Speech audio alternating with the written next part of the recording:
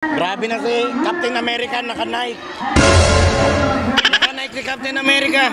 Ang lupit. Yun, tabla muna tayo sa pag-edit. Ito, samahan nyo muna ako at pasyalan natin yung paaralan namin dito sa aming barangay. Dahil may ginaganap sila dito ng parade of character. Ito, nakakatuwa yung mga bata. Talaga naman nag-abala, mga magulang nabihisan sila para lang makasali sa parade na ito. Minsan lang to, nung kapanahunan nga namin, walang ganito, kaya nakakatuwa, ang daming karakter. Na makikita mo na binihisan yung mga bata ito. Ito nga si Idolo Anday, oh. Talagang naka-Captain America ang batang are. Talaga naman, ang dami pang mga karakter ka makita. May mga prinsesa ito at sinimulan na nga yung parada. Kaya nakakatuwang pagmasdan yung mga bata sa amin na nakasuot ng mga ganito, oh. Ang cute nila, oh. Talaga naman, ang mga suot. Hindi ko lang alam yung iba rito kung saan karakter, pero sa totoo lang nakapanahon na namin wala namang ganito. Kaya nga ako't nakakaingit, sana meron din ganito nung kami. Kaso ang problema nga, naalala ko siguro nung kapanahon na namin hindi pa uso yung mga cartoons, hindi katulad ngayon. Ito, si Maleficent, ang ganda naman ng pormahan. At may mga Super Mario pa diyan, may mga princesses, may mga diwata. Usong-uso yung mga diwata dito, oh, naggagala. Ang dami, nagkalat, may mga prinsesa, nakakatuwang pagmasdan yung mga batang ganito. Kaya sana nung kapanahon na namin may ganito rin. Siguro napaisip ako kung isusot ko, baka siguro magsuot na lang ako ng tiyanak, mas mura pa yun. Yun, si Idolo Anday, talaga makakaway-kaway pa. May mga hari, may mga Superman. Ito si Sang Goku, talaga naman nakabuka pa ang pakpak. Ayan pa, oh, Super Science. Si Harry Potter, yung Beauty and the Beast. Ang gaganda, tangkukit ng mga bata. Kaya sana nga nung unang pasyal pa lamang napasyalan ko na to nang nakita ko yung mga ginagawa nilang ganito. Ngayon lang ulit tayo nagkaroon ng panahon na makapasyal dito. Buti na lang niyaya ako ni Idolo Buloy para panoodin yung aming pamangkin, pambato. Nagyayabang at kayang-kaya daw niya. Tingnan natin kung hindi mahihiya to. Sa oras na sila pumarada dun sa stage at kailangan nila magpakilala at magsalita. Ang kukit ng mga bata talaga, nakakatuwa. Ayan, oh, may mga angels, si Frozen, si Elsa. Eto, kakatuwa.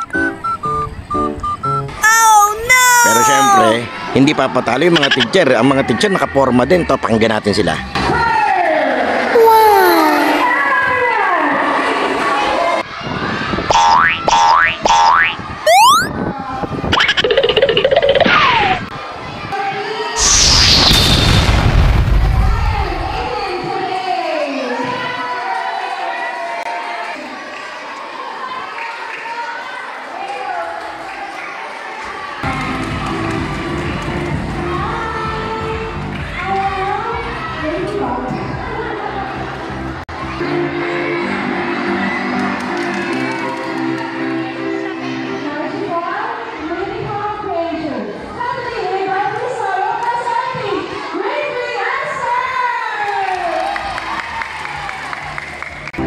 Ito, totoo naman ako dito sa sumunod.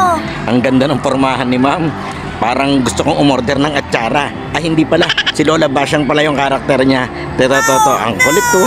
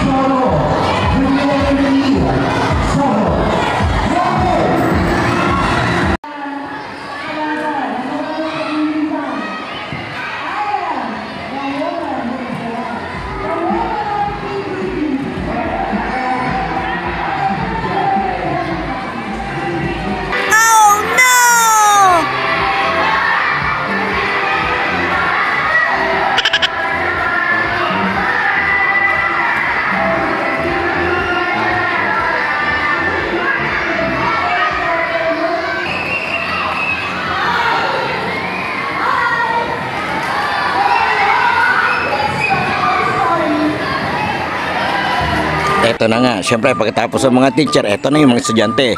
Pinakit na sila sa taas at kailangan nila magpakilala dyan. Nakakatuwa, oh, ang cute. Talaga namang inaalalayan ni ma'am yung kanyang mga estudyante.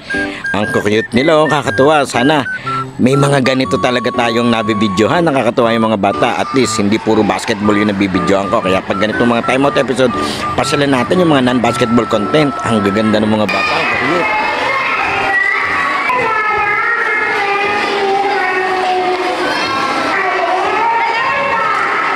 Ito si Baby Ilan.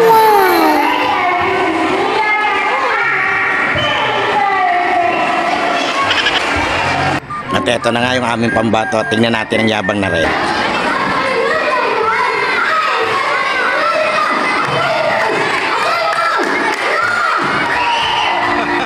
Ayos, mahusay din naman talaga. At eto, isa-isa pang pinakilala yung ibang mga estudyante. Ang gaganda ng pormahan nila, oh. Talaga naman.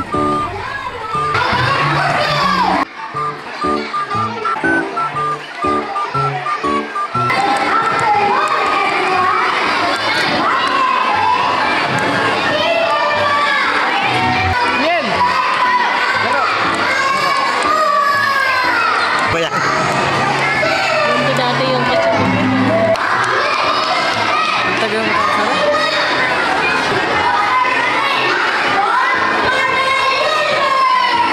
oo.